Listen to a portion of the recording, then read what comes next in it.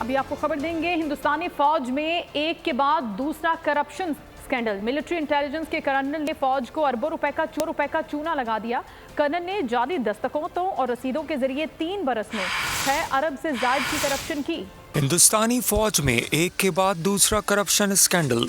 Military intelligence के colonel ने फौज को अरबों रुपए का चूना लगा दिया।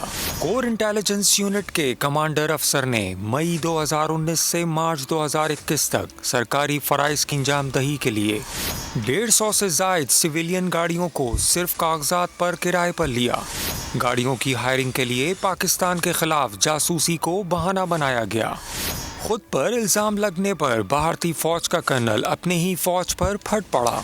कमांडिंग अफसर ने इल्जाम लगाया कि किराए पर ली गई गाड़ियां कोर हेडक्वार्टर में मौजूद अफसरान जाती मकसद के लिए इस्तेमाल करते हैं।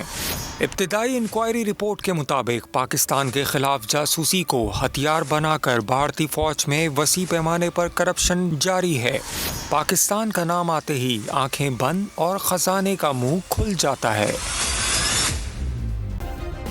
सब्सक्राइब करें और बेल दबाएं ताकि कोई खबर रह न जाए।